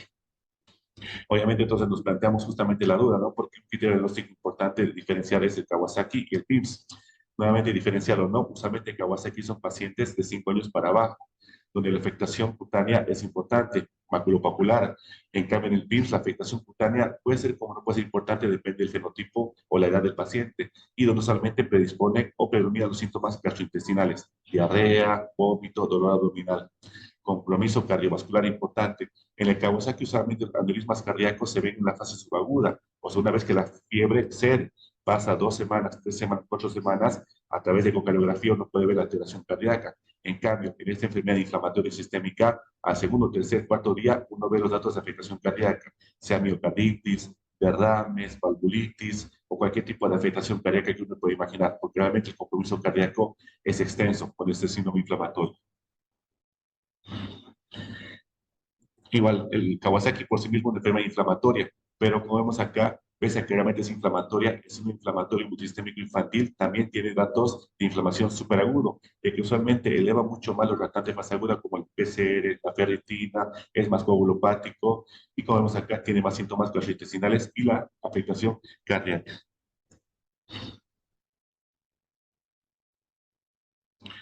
El manejo. El manejo del Kawasaki igual es importante por lo menos tocarlo. ¿Por qué? Porque en base al Kawasaki y a ese manejo también se ha extrapolado la información para el tratamiento de este síndrome inflamatorio multisistémico infantil, en el cual indica, ¿no?, diagnóstico de Kawasaki, paciente, médico, reumatólogo, pediatra, que al final no es necesario que sea solo reumatólogo, un pediatra con experiencia y leyéndolo bien puede llegar al diagnóstico, la verdad. No es tampoco tan, no es imposible. Simplemente si uno tiene dudas, ya va con la ecocardiografía, si hay algún dato de afectación cardíaca, ya el diagnóstico puede ser más certero. Las dosis indicadas son inmunoglobulina, gamma globulina humana, 2 gramos por peso, dosis única, ajustado con aspirina, de 80 a 100, que ahora también se maneja 50-70 miligramos kilogramo en 4 dosis. Ambos son como sinergistas, pero obviamente el efecto mayor es de la gamma globulina. El otro simplemente sirve para que las plaquetas no asciendan mucho más y como terapia antiplaquetaria. Si la respuesta es favorable a las 36 horas, no hay fiebre, se pasa a descender la dosis de la aspirina y el paciente puede ser dado de alta. En cambio, si el paciente persiste con fiebre, vuelve la fiebre, se puede administrar una segunda dosis de globulina. Pero ojo, también hay que tomar en cuenta las horas, porque a veces no le ponen globulina, pasa 6, 7, 8 horas, le llaman al reumatólogo, oye, otra vez tiene fiebre. No, usualmente es un periodo de ventana que siempre dejamos nosotros como reumatólogos o médicos, porque la gamma globulina por sí mismo tiene el efecto bueno, beneficioso, pero hasta las 36 horas de que realmente termine la inmunoglobulina. La segunda dosis no es efectiva, nos vamos a los pulsos de corticoides. Eso es justamente un esquema, un tratamiento que se va haciendo, que en este caso un poco difiere del PIMS, porque en el PIMS incluso hemos visto muchas veces con los colegas de terapia, ¿no? ¿Otra dosis de gamma? Me preguntan. Le digo, sí, pero no, mejor no. ¿Por qué? Porque los niños que son Kawasaki usualmente son chiquitos, entonces la dosis debe ser pues 4 o 5 frascos. En cambio, los de PIMS son de 12, 13, exacto. Entonces la carga del líquido de la inmunoglobulina va a ser mucho más alta y está incluso proscrito ahora, o no está recomendado por lo menos, una segunda dosis de gamma globulina, sino está más bien indicado que se inicie la inmunoglobulina con corticoides de ingreso. Y si no funciona, incluso ya hay otro tipo de tratamientos biológicos que aquí no tenemos mucha chance. Y bueno, como dice, como somos país tercermundista, ya en última opción, tal vez digamos, bueno, ya tal vez una segunda dosis, pero con el riesgo de que el corazón sufra más. Porque al final la gammagloburina es un medicamento pesado, no es tampoco fácil. Ese pasa casi en 12 horas y son volúmenes altos de volumen. Cada 5 gramos al 100 ml, entonces realmente uno tiene que pensarla bien y considerar si realmente vale la pena una segunda dosis, porque ya dijimos, ¿no? Que en esta enfermedad la afectación cardíaca es mucho más importante que incluso en el Kawasaki. Bien, ¿no? Justamente había la hipótesis por qué justamente los niños más grandes se enferman de esa enfermedad y no porque los niños más chiquitos. Hay muchas hipótesis que todavía son siendo estudiadas, ¿no? Una de esas justamente que los vacunan cuando son más chiquititos, que tienen más chances de estar justamente con los demás coronavirus, porque sabemos, ¿no? No es que el coronavirus vino con esta enfermedad y lo conocemos, ya es conocidísimo hace mucho tiempo este virus. Había 4 tipos que son justamente endémicos de cualquier población, que son coronavirus que dan cuadros principales respiratorios altos autolimitados y se sabe justamente que la edad de enfermedad justamente son 5, 4, 3, 2 años. Supuestamente las defensas están mejor entrenadas a esta edad, es lo que se menciona, pues son justamente los pacientes más grandes ya han pasado esta brecha y obviamente ya no tienen tanto contagio como antes y le da chance de que se enfermen más de esta enfermedad. Si hablamos de la afectación cardíaca, usualmente la afectación cardíaca es más heterogénea. Podemos ver justamente cambios a nivel de cualquier parte del corazón, miocardio, pericardio, endocardio, con cambios isquémicos, derrames, valvulitis, shock cardiogénicos, anomalías cardíacas que también se inscriben en esta enfermedad, hipotensión, taquicardia, dolor torácico. Y como digo, una forma importante de describirla y tratar de englobarla o sacarla del contexto del diagnóstico Kawasaki es esta, ¿no? En el Kawasaki usualmente tiene que pasar el periodo agudo para que uno pueda presentar este tipo de anomalías, que usualmente es la anomalía cardíaca. En cambio, en el síndrome inflamatorio vemos que la lista es bastante amplia y usualmente los datos son a los 2, 3 o 4 días, una forma de presentación muy aguda y una forma diagnosticarla de una forma diferente también damos. ¿Qué nos sirve? Rayos X de tórax, electrocardiograma, ecocardiograma, e incluso menciona la resonancia magnética nuclear, que nos sirve para llegar al diagnóstico de este. La clínica, como ven acá, este cuadro es como que resume todo lo, digamos, que podemos pensar y hablar de esta enfermedad, porque tiene afectación en muchos órganos, es multisistémica, pero ya dijimos que le damos un papel importante a la parte gastrointestinal, donde usualmente los pacientes, depende de la serie, hay series que hablan de un 90% de afectación gastrointestinal, vómitos, náuseas, diarrea, abdomen agudo, que incluso asemejan con una apendicitis. Y ahí vamos viendo la afectación dermatológica, neurológica, seroso y compromiso pulmonar, que usualmente también es un compromiso mucho menos frecuente de lo esperado. Esto nos resume justamente el compromiso que podemos ver en los pacientes y dijimos, ¿no? A mayor compromiso y más órganos, es más chance que el diagnóstico sea más certero de esta enfermedad. Entonces, que nos quede claro, ¿no? Es un paciente que vamos a ver la emergencia críticamente enfermo, o sea, en muy mal estado general. Así incluso le pusieron oxígeno para que se den cuenta, ¿no? Con los ojos rojos, con un exantema en el cuerpo, aeropatías en el cuello, en el cual solamente tenga fiebre de alto grado. Y si tomamos los laboratorios, vemos los reactantes fase aguda bastante elevados. La BCG, la PCR, la ferritina, LDH, procalcitonina, que se encuentran elevados más de lo usualmente que uno espera para alguna enfermedad o bacteria no viral, con compromiso gastrointestinal, poco respiratorio, muy importante la parte hematológica. Usualmente hacen trombocitopenia, neutropenia y linfopenia. Y el compromiso renal, que también no es muy llamativo. Acabo de repasar para que justamente veamos los datos. Este es un estudio que igual, casi todo esto que si veamos, yo lo saqué del 2020-21 porque ya les digo, a partir de entonces eran los series de casos de los pacientes que ingresaban críticamente enfermos e incluso como ven acá, ni siquiera tienen como el nombre definido todavía, Kawasaki Light, o sea, un síndrome inflamatorio tipo Kawasaki, como dice acá, que fue hecho justamente en Francia, donde vieron que había 21 pacientes con este tipo de enfermedad, pero igual hicieron la comparación con los pacientes con Kawasaki usualmente. ¿Y qué es lo que vieron acá? Que estos pacientes usualmente tienen descendencia africana. La edad, miren, la edad de Kawasaki de 6 meses a 5 años. Esos pacientes hasta 17 años de enfermos, o sea, de 4 a 17 años. La presentación de Kawasaki incompleto, que ya dijimos Kawasaki son fiebre más de 4 de 5. El incompleto solamente es fiebre que tenga 2 o 3 criterios clínicos que hemos mencionado. En este caso, los Kawasaki incompletos serán mucho mayor, llegando hasta un casi 50%. La afectación gastrointestinal es 100%, como acá, o sea, todos los pacientes que entraron en esta serie tenían problemas gastrointestinales como tipo diarrea, vómito, dolor abdominal o incluso el abdomen agudo. ¿Quiénes requirieron terapia intensiva? Hasta el 81%. ¿Quiénes recibieron inotrópicos? El 67%. quienes requirieron gamma globulina, solamente 100% se puso, pero en este caso se vio que la resistencia a la gamma globulina era hasta el 24%, que eso ya dijimos que no es así en el Kawasaki. En el Kawasaki usualmente la resistencia puede ser hasta un 10%, o sea, uno de cada 10 va a tener que requerir una segunda dosis. En este caso, un cuarto de los pacientes, o sea, 4 de 10, requirieron que realmente se ponga una nueva dosis o se use con glucocorticoides. El que vemos acá era una enfermedad, como dicen, tipo Kawasaki, pero a la vez no, porque era mucho más grave, mucho más severa, y la edad por sí misma no cuadraba con los niños con Kawasaki por sí mismo, que son lo que normalmente esperaban.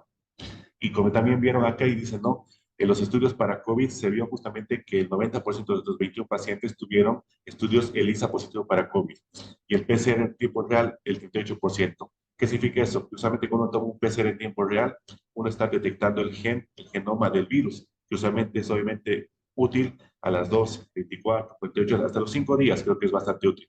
Pero usualmente el cuerpo, cuando hace una respuesta inmunológica normal, empieza a elevar anticuerpos del séptimo día para adelante. Usualmente es más fácil detectar anticuerpos pasando 2, 3, 4, 5 semanas, como vemos el caso justamente de estos pacientes. Esta es otra serie que justamente agrupó 186 pacientes de Estados Unidos, en el cual también vieron los datos sistémicos e informaron acerca de los compromisos multisistémicos pacientes. Al lado de acá, aunque se ve muy chiquitito, se ve justamente el compromiso gastrointestinal, que se vio justamente en casi el 90% de los pacientes.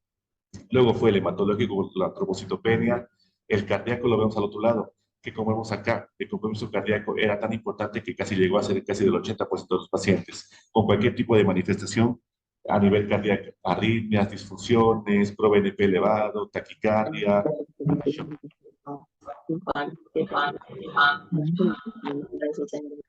Problemas así.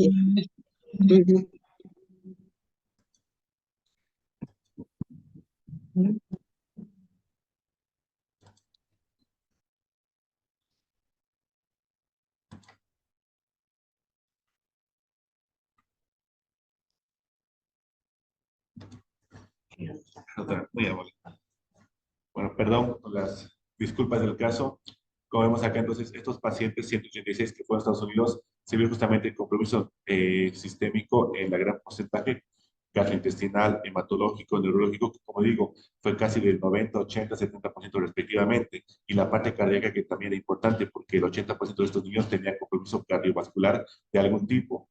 Elevación de las enzimas, taquicardias, arritmias, disfunciones ventriculares.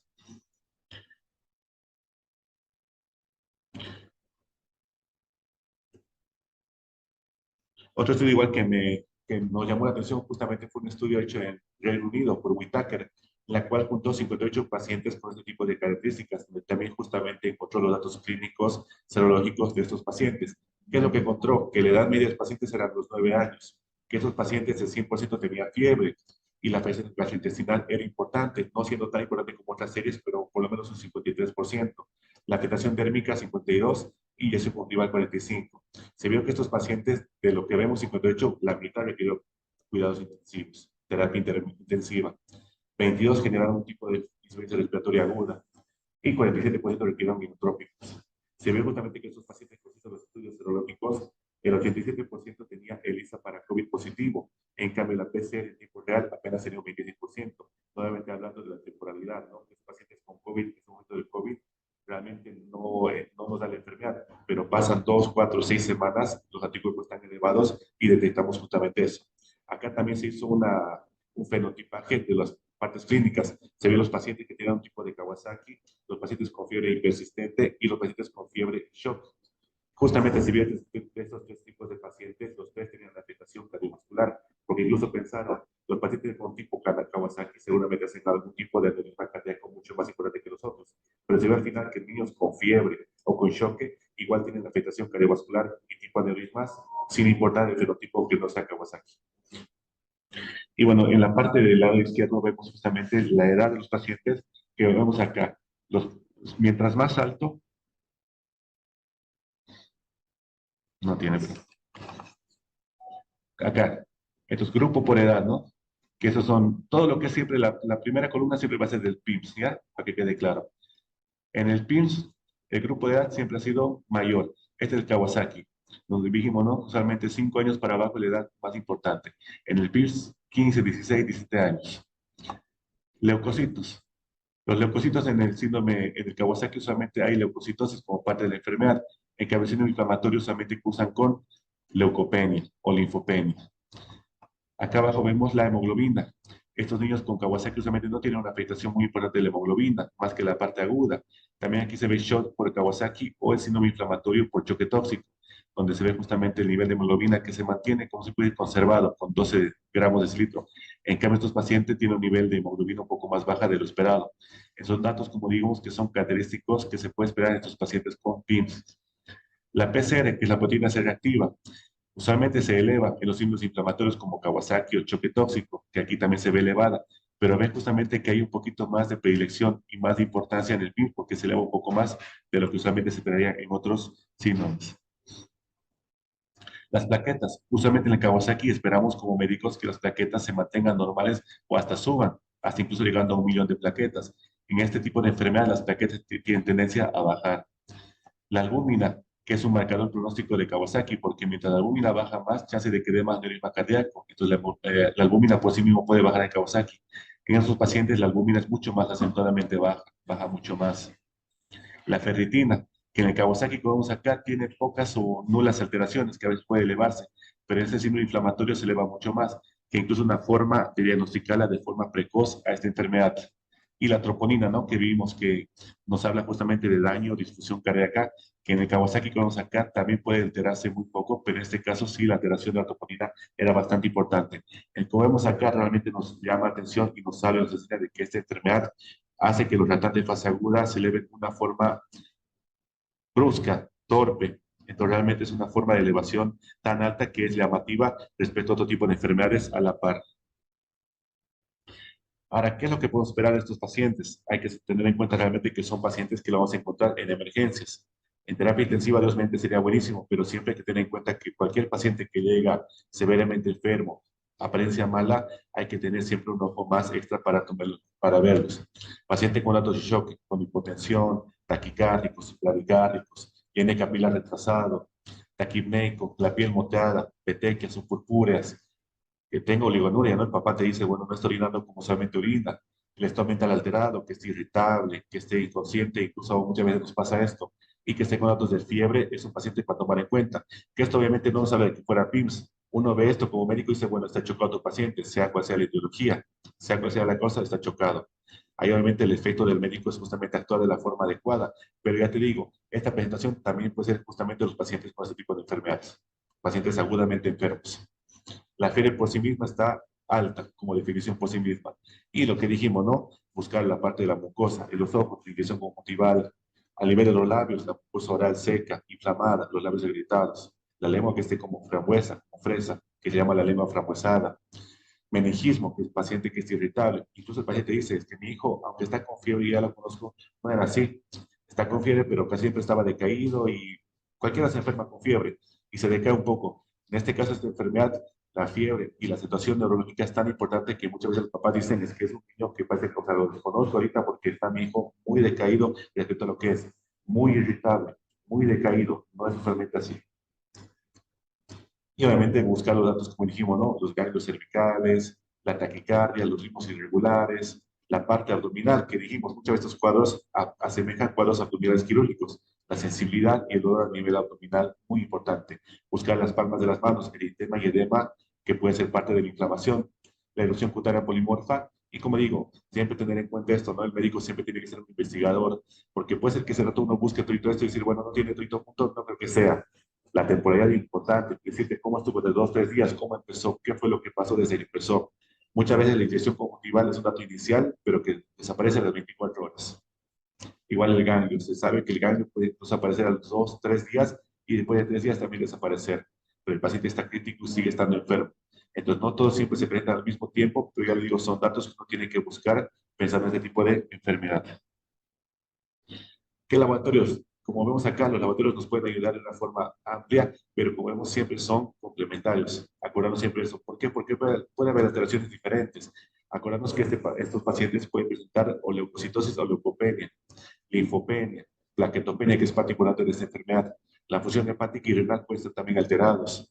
Coagulopatía, que como vimos es parte del diagnóstico de la OMS, que también los pacientes tienen coagulopatía, tanto por las plaquetas bajas el dímero D elevado o los tiempos de coagulación prolongados.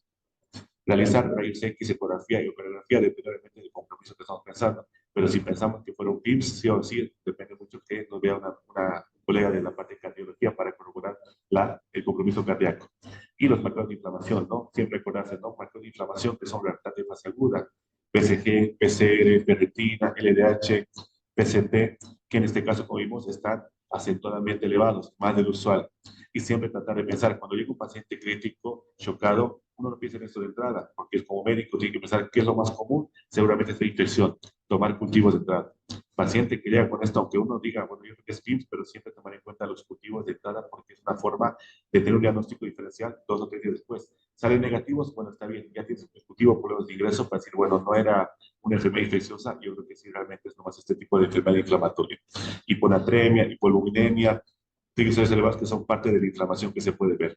Y como digo, ¿no? Los lavatorios de sangre y de la parte de los lavatorios justamente que vemos acá de los lavatorios de la parte serológica de investigar el COVID pueden ser positivos, pero obviamente depende de cuál le pidan, porque habíamos visto que en esta pandemia del COVID han salido las pruebas rápidas, los PCRs, antígenos nasales, los ELISA, ¿cuál es más útil para nosotros? La verdad es que todos son útiles, igual pensar justamente en la presencia familiar.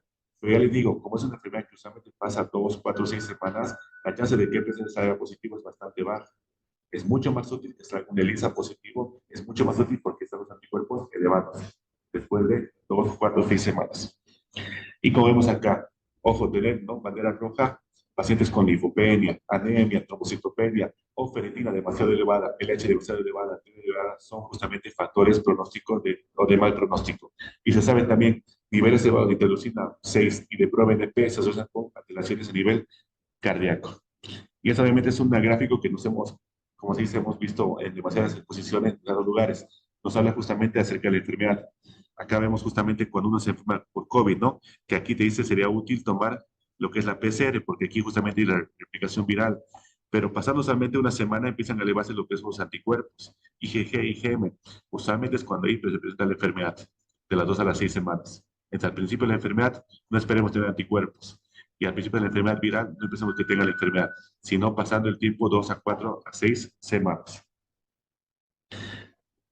Y como le dije, ¿no? Usualmente también como dato, como tip, ¿no? Usualmente estos pacientes siempre seguían las olas de COVID altas. Entonces, cuando veíamos, ¿no? Reporte de COVID, 1,000, 2,000, 3,000 pacientes, por semana se acumulaban muchos, como pediatras dijeron, bueno, en este caso, sí, como hay mucha gente infectada, es posible que después de esta enfermedad, de esta ola de COVID, sí vengan los signos inflamatorios. En cambio, cuando la enfermedad está baja, es posible que no pase nada de eso. La parte diferencial, como vemos, es bastante amplia. Es una enfermedad nueva, se puede decir, porque empezamos a descubrirla en 2020 a mediados. Entonces, no pasó muchos años. Entonces, diagnósticos diferenciales siempre son importantes tomar en cuenta, tomar cultivos, ver siempre la parte viral. Acuérdense que los síntomas gastrointestinales son una forma frecuente de presentación. Entonces, no olvides descartar las lúmenes agudos, ¿no? La ecografía es importante para eso. Miocarditis por otros virus que pueden también presentarlo. O reacción a fármacos que también puede presentar a un paciente.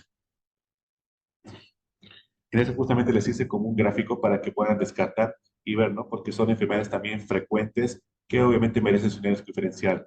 La fiebre escarlatina, por ejemplo, es una enfermedad causada por el streptococo del grupo A, en la cual tiene como parte compatible la erupción, fiebre y anopatías. En cambio, no es tan frecuente los cambios en los ojos, los labios, el que produce gastrointestinal, neurológico o respiratorio y la hipotensión. En el Kawasaki, que hemos dicho desde ingreso, ¿no? 5 días de fiebre con 5 o 4 de 5 criterios diagnósticos, en el cual, ¿qué tiene como compatible? La erupción polimorfa, la irritación conjuntival, los cambios orofaringios, los cambios de extremidades y la linfopatía. Pero usualmente es más frecuente en el PIRS la parte gastrointestinal, la trombocitopenia, la anemia, la linfopenia, los niveles demasiado elevados de los reactantes de fase aguda como la ferritina, la troponina y el ProBNP. Los síndromes de shock tóxico, tanto por estreptococo como el filococo, que también tienen su compromiso compatible, la erupción, la hipotensión, trombocitopenia, compromiso de sistema nervioso central y la falla renal. En cambio, que no te ayuda mucho, la eritodermia, la descamación y el compromiso muscular. Estreptococo por lo mismo, ¿no? Y el choque séptico. Como ven acá, entonces hay datos que obviamente nos sirven como médicos que estamos empezando, viendo la práctica, porque digo, el paciente no viene con su etiqueta en la cabeza, sino que uno tiene que en base a criterios, a datos clínicos y a laboratorios decir, bueno, este creo que sí tiene o cumple en base a esto o que realmente no cumple en base a otro. Otra pulga, piojo que tenemos en Santa Cruz es el dengue, ¿no? Que realmente cuando el dengue se presenta, como se dice, epidémicamente alto, obviamente golpea fuerte. Hacemos visto síntomas sintomáticos por el dengue muy acentuados, que lo vimos acá en el hospital. Y justamente que también una forma de diagnosticarlas y distinguirlas es eso, ¿no? Usualmente en el dengue, que el derrame pleural es un dato de dengue grave, de dengue asociado justamente con compromiso mayor. Este paciente no tiene tanto la diarrea, como se dice, pero sí hay un compromiso hepático bastante importante, presión hepática severa. En cambio, el síndrome inflamatorio, vómito, diarrea y dolor abdominal. En el dengue usualmente no vemos anemia, porque dijimos que como es una hemoconcentración, la hemoglobina tiende a subir. En este caso, la anemia usualmente es mucho más importante. El compromiso cardíaco en el dengue es descrito, pero usualmente es más importante y mucho más reconocido en la parte del PIMS. Y los laboratoriales, ¿no? Que usualmente en el PIMS los reactantes de fase segura están mucho más elevadas con la linfopenia. En cambio, en el dengue ya vimos que los laboratorios, los reactantes no se encuentran tan elevados o depende mucho de la fase que estamos pensando. Obviamente que como vemos, esto es un criterio, una forma de encaminar el diagnóstico si uno la piensa o lo puede hacer. En este caso, ¿qué es lo que tratamos de ver? Es tratar, porque yo sé que cualquier paciente que llega delicado y pedir dice, bueno, entonces sí, está con fiebre, delicado, hay que pedir ferritina, de la verdad que lo inicial siempre es tratar de hacer menos daño y se siente cauteloso con los laboratorios. Entonces siempre hay que tener costumbre de que si uno pide los laboratorios, se haga justamente buscando algo. ¿Qué es lo que te recomienda esto? Si el paciente tiene laboratorios o tiene clínica sugestiva del PIMS, entonces hacer, como se dice, en pasos. El primer paso justamente es tomar en cuenta los laboratorios que son iniciales. El cuento de glóbulos rojos, un hemograma completo, PSG, PCR y la prueba para COVID. Si salen positivos, ya uno puede escalar al demás tratamiento que dijimos, ¿no? Ferritina, LH. No es que de entrada uno pida, ¿no? Ferritina, LH, tirosina 6, que uno puede hacerlo. Hay en el medio para pedirlo.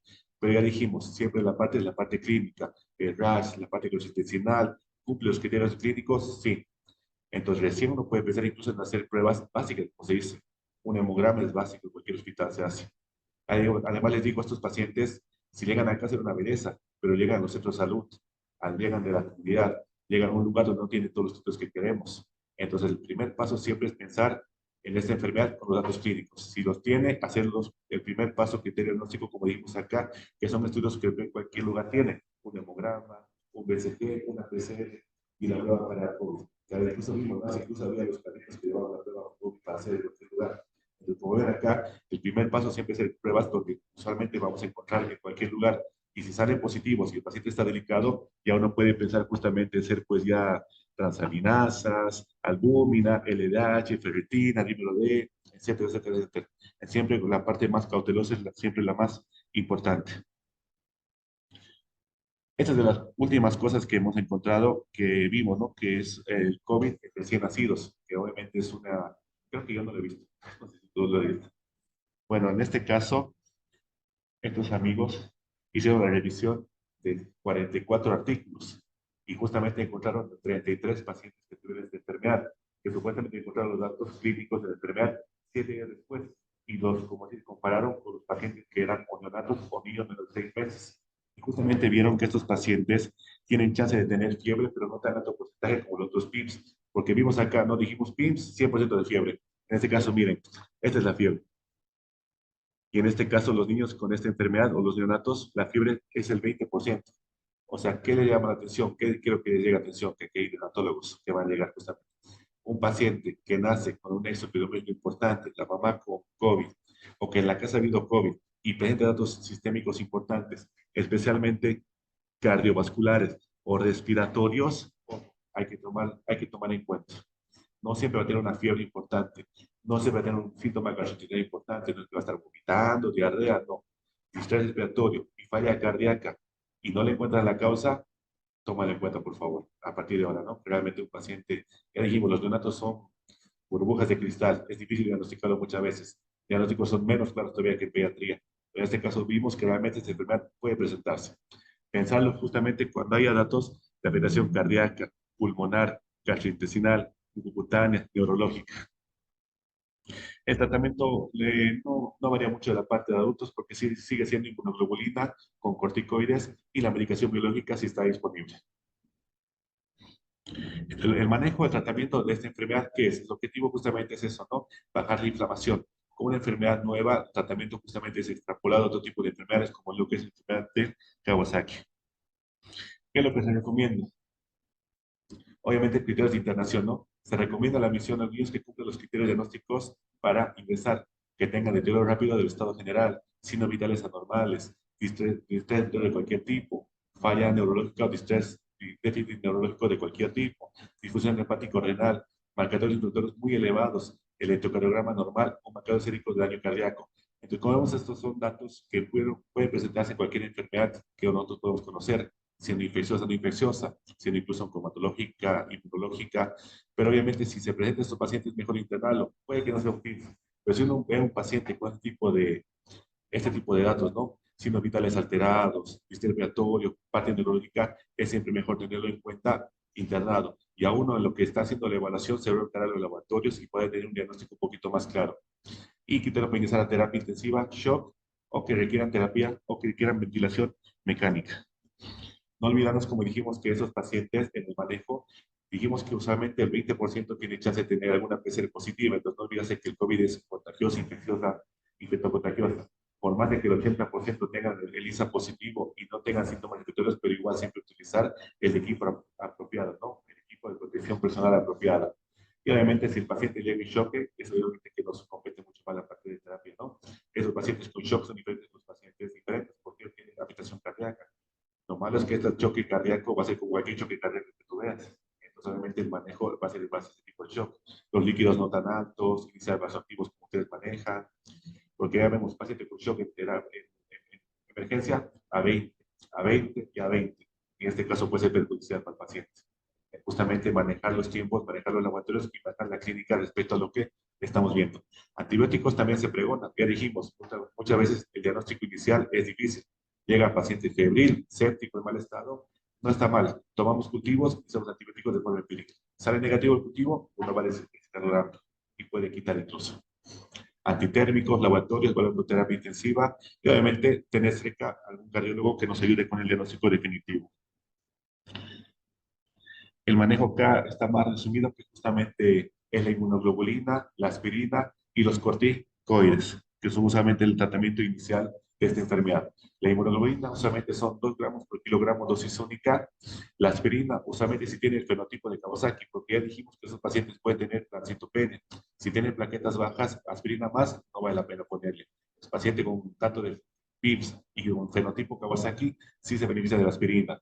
Y el corticoide, que obviamente depende mucho de la enfermedad. Si es una afectación severa, los bolos de corticoide, como está indicado acá, de 10 a 30 miligramos kilogramo dosis. Pero si la afectación no es severa, también se utiliza lo que son los corticoides de 1 a 2 miligramos kilogramo día. Acá abajo menciona lo que es la anaquirra, tocilizumab, que son medicamentos biológicos que también se ha visto en la utilidad, porque a veces no responde al tratamiento inicial.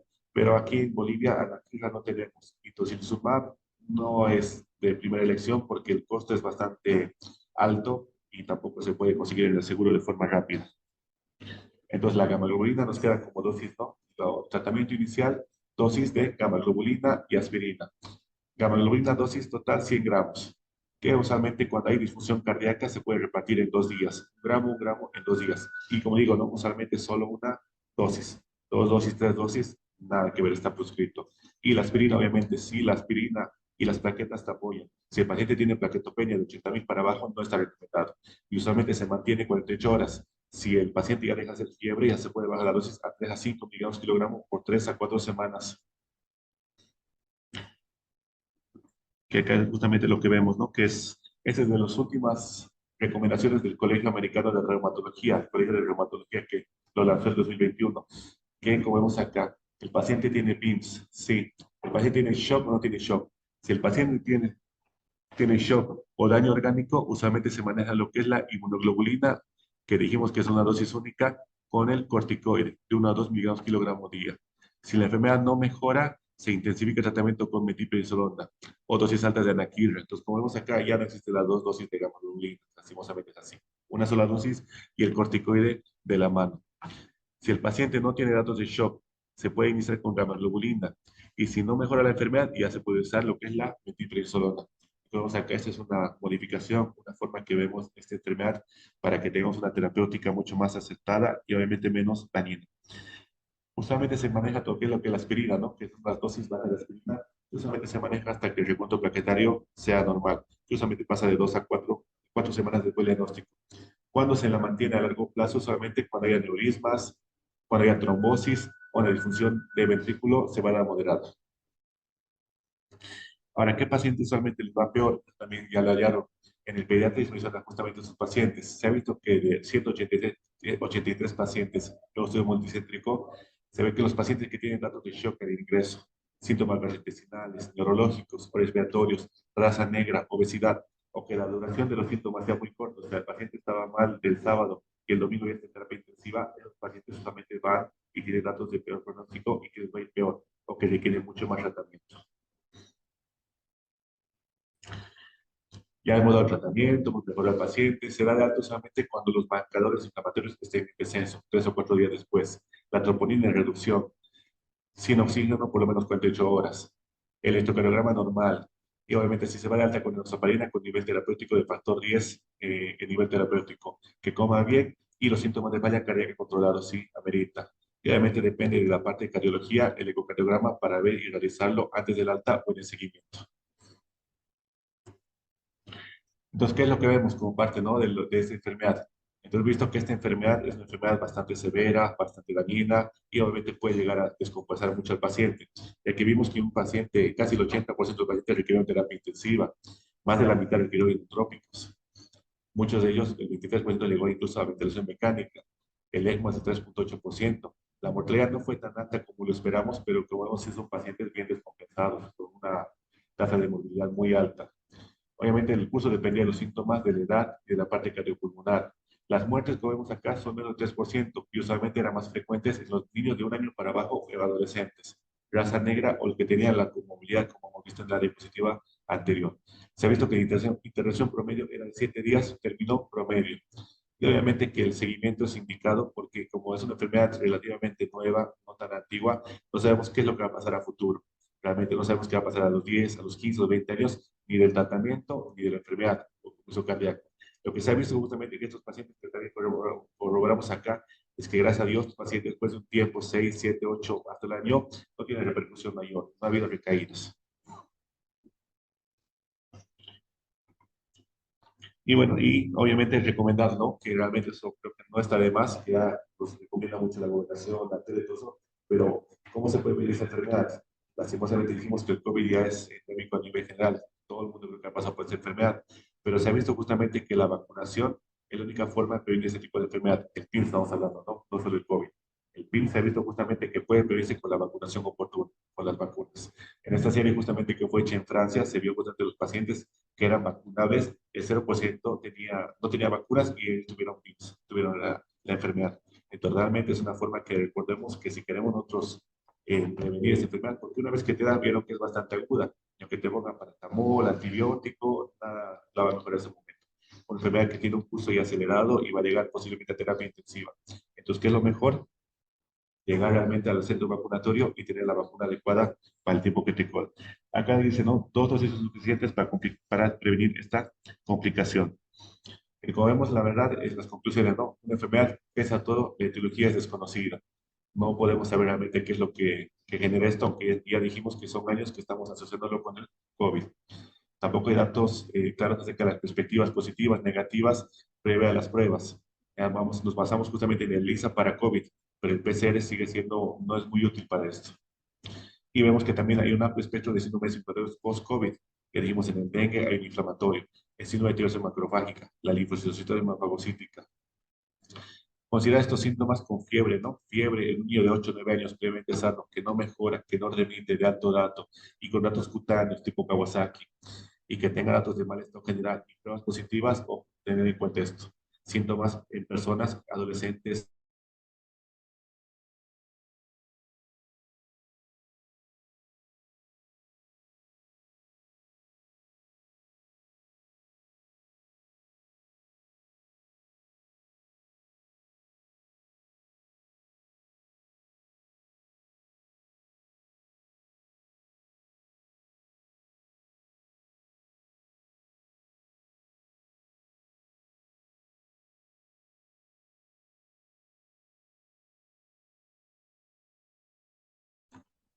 En el grupo, ¿tienen alguna pregunta en el Zoom? Eso ha sido lo que se ha cortado. Sí.